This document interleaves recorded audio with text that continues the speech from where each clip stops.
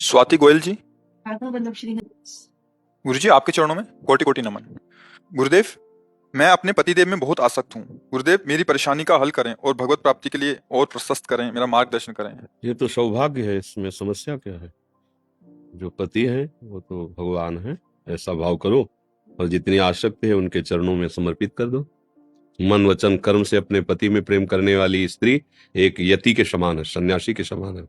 यति और सती समान रखा गया है।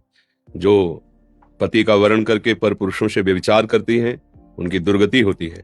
जो अपने पति का वर्ण करके आजीवन अपने पातिव्रत धर्म पे रहती है वो वैसे ही पवित्र होती है जैसे एक सन्यासी पवित्र होता है, ऐसे वो पवित्र होती है। तो अपने पति में अनुराग रखना ये दुर्गति का कारण नहीं है, ये सदगति का कारण है। बस और भाव सुधार लीजिए कि पति में परम पति का भाव कर लीजिए कि अगर हमारे प्रभु श्री कृष्ण इसके हृदय में ना हो तो ये शरीर ना चलेगा, ना फिरेगा, ना बोलने लायक, ना देखने लायक। तो इसका मतलब हमारा जो प्यार है वो प्रभु ही स्वीकार करने के लिए इस रूप में आए और अपने पति का अनुगमन करे, उनकी आज्ञा के अनुसार चले। जैसे हम अपने आराध्य देव के सामने नम्र व्यवहार करते हैं वैसे व्यवहार करे। पति के किए हुए किसी भी कटु व्यवहार से क्षुब्ध ना हो। जैसे भक्त के प्रति अवोक हरे कृष्ण जप रहे हैं और 20-22 बाजारों में मार कूड़े खाल खींची जा रही, तो भगवान से प्रश्न थोड़ी किया कि हम आपका भजन करें, आपने सदंड क्यों दिलवाया? तुम्हारी जैसी इच्छा हो। भगवान अधीन हो जाते हैं। तो ऐसे यदि पति के द्वारा किए हुए कटु व्यवहार को भी अपने आराध्य देव के द्वारा किया हुआ विधान मान करके और सहकर वैसे ही सेवा में रहती है तो किसी को भी अधीन कर सकती है, उसमें इतनी सामर्थ्य है। महान अत्रि जी सदैव ध्यानस्थ रहते थे, अनुसुईया जी कुटिया में रहती थी। कभी ध्यान से उठे तो जल फूल फल सेवा में उपस्थित करते थे। एकमात्र वो भगवान का चिंतन और वो करती अपने पति का चिंतन। अत्रि मुनि का मेरे भगवान मेरे पतिदेव हैं। ब्रह्मा विष्णु महेश उनकी परीक्षा के लिए आए, उनके पातिव्रत धर्म की परीक्षा के लिए। तो अतिथि गृहस्थी में कोई पधारे तो पूजनीय है। जिसका परिचय ना हो, बिना किसी निमंत्रण के अपने आप आ गया हो, उसे अतिथि कहते हैं। तिथि निश्चित नहीं है, कोई परिचय नहीं है, और जिससे परिचय है निश्चित है आना, उसे अभ्यागत कहते हैं। अभ्यागत का तो स्वागत करना ही चाहिए, पर अतिथि से बहुत सावधान। वो भगवान का स्वरूप है। अगर अतिथि का अपमान हो गया तो फिर तुम्हारे पुण्य नष्ट कर देगा। वो विधान है ऐसा। कोई भिखारी कोई भी है, राधे श्याम, अपनी सामर्थ्य नहीं तो हम हाथ जोड़ के कह देंगे आपके देने लायक नहीं, पर हम अपमान नहीं करेंगे कि ऐसे। महात्मा के रूप में गए ब्रह्मा विष्णु महेश। अनुसुईया जी ने देखा कुटिया पे अतिथि पधारे, आदर किया, बैठा ला। भगवान क्या सेवा करे? उनका हम तो दुग्ध पान करने आए। ऋषियों के पास किसी ऋषि के पास गाय होती थी जो यज्ञ के लिए खीर आदि का हविष्य आदि का हवन करने के लिए सहयोग देती थी। तो उनका कुछ समय और ठहरिए, दुग्ध गाय का नहीं, आपका दुग्ध पीना चाहते हैं। तो कहा भगवान इसके लिए मुझे पतिदेव से अनुमति लेनी होगी। परीक्षा थी ना तत्काल। अब पति कोई बाहर तो बैठे नहीं, तो ध्यानस्थ समाधि में तत्काल ध्यान किया और कहा हे प्रभु आपके कुटिया में अतिथि पधारे हैं और वो ऐसा वचन बोल रहे हैं। तो उत्तर समाधि से ही दिया कि इसमें कोई हैरान होने की बात नहीं है। स्त्री के वक्षा स्थल का स्पर्श करने के दो अधिकारी, एक पति और एक पुत्र। पति मैं हुआ, उन्हें पुत्र बना लो। कमंडल से जल लिया और भगवान है और कहा मैं मन वचन कर्म से पातिव्रत धारण करते तुम 6-6 महीने के बालक बन जाओ। ब्रह्मा विष्णु महेश 6-6 महीने के बालक बन गए। गोद में दूध पिलाया, पालने में झुलाया। नारद जी ने बताया जाके लक्ष्मी जी ब्रह्माणी और भवानी को, गए तुम्हारे पति झूला में झूल रहे 6-6 महीने के बले हुए। आके प्राप्त पति प्रेम कोई साधारण उपासना नहीं, पर उसको समझे पति के रूप में मेरे भगवान है और एक पातिव्रत धर्म, ये तो भगवत प्राप्ति कहे। तो इसमें कोई ऐसा निषेध नहीं कि पति का प्यार त्याग देना चाहिए, ऐसा नहीं, कहीं शास्त्र में नहीं लिखा। पति से अत्यंत प्यार करना चाहिए, उसके भाव में केवल भगवान रख लेना चाहिए। मेरे प्रभु इस रूप में आए, बस काम बन गया। जब हम उनसे केवल मांस पिंड युक्त शरीर से राग करते हैं तो फिर काम नहीं बन पाता। अंदर जो चैतन्य घन प्रभु है उनसे हम प्यार कर ले। किसका प्रश्न था? समझ में आया आपको? बस बहुत प्रशंसनीय बात है, बहुत प्रशंसनीय। अपने पति को भगवत मत स्वरूप मानकर उनको प्यार करना, आठों पैर उनकी सेवा की। अब वो आएंगे तो उनको क्या प्रिय लगता है, क्या पवाएंगे आज उनको, क्या हम कौन सा सुख प्रदान करें जिससे मेरे पतिदेव प्रसन्न। ये भगवत सेवा ही तो है, भावना केवल करनी। देखो किसी भी जीव में आप भगवत भाव करके सेवा करो, सीधे भगवान की सेवा हो रही। जब आप पाषाण में भगवत भावना कर सकते हैं, काष्ठ में कर सकते हैं, धातु में कर सकते हैं, तो चैतन्य घन में नहीं कर सकते? भावना कर लो मेरे प्रभु, फिर अन्य कोई जरूरत नहीं है। प्रभु वहीं विराजमान जहां भावना करते हैं। सुरेंद्र मलिक जी हरियाणा से। राधे राधे महाराज जी, आपके चरणों में कोटि कोटि दंडवत प्रणाम।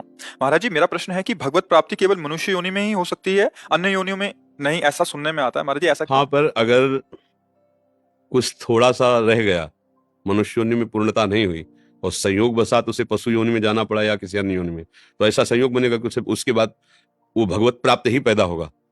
जैसे भरत जी महाराज गंडकी नदी के किनारे खूब तप परायण, मंत्र जाप परायण है, तो एक हिरनी जल पीने के लिए आई, वो गर्भवती थी, पीछे से सिंह की दहाड़ हुई, तो एकदम छलांग मारी, तो गर्भ योनि द्वार से स्रवित होकर गिर गया।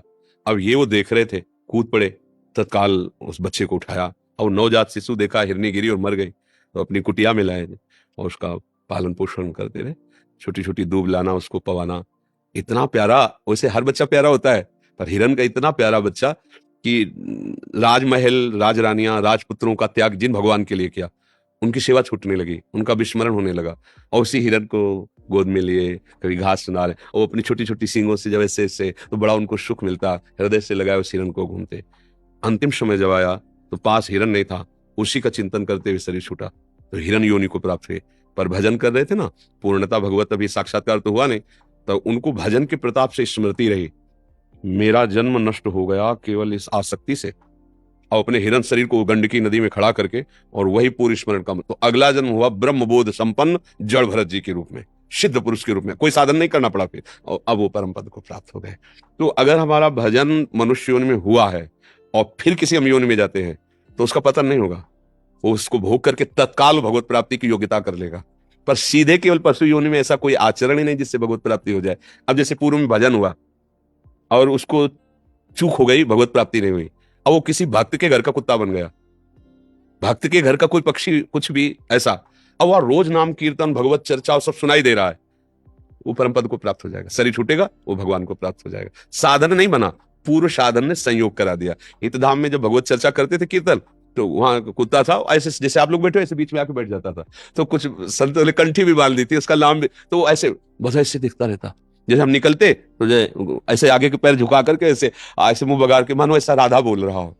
ये वो पूर्व संयोग से ऐसा संयोग प्राप्त करता है, साधन तो उससे बन नहीं सकता, पर संयोग के प्रभाव से उसकी भगवत प्राप्ति हो जाती है। पशु योनि में स्वयं साधना करने का भाव नहीं रहता, योग्यता नहीं रहती, पर पूर्व संयोग से वो दुष्ट आदमी के घर का भी कुत्ता बन सकता है और भक्त के दरवाजे का भी कुत्ता बन सकता है। जैसे पशु, कोई तोता पालते हैं, कोई पक्षी पालते हैं, और वहां नाम कीर्तन हो रहा है, उसके कान में सुनाई दे रहा है, वो भगवान की जूठन पाता है, भक्तों के सानिध्य से भगवत चर्चा सुनने को मिलती है, वो सहज में भगवत प्राप्ति। पर पशु योनि में स्वयं कोई साधना करके भगवत प्राप्ति करे, ऐसा कोई विधान नहीं पाया गया, वो केवल मनुष्य योनि में ही है, क्योंकि विवेक प्रदान है। मनुष्य योनि में की हुई साधना में चूक पड़ गई, और वो जैसे इंद्रद्युम्न नाम के राजा थे, उनको भजन करने का भाव आया, तो राजपाट छोड़कर एकांत में भजन में लगे थे। एक बार महर्षि अगस्त्य जी पधारे, तो या तो वो ध्यान नहीं दिए, और या ध्यान देकर भी कि भजन में बैठा हूं, क्या उठूं, नहीं उठे।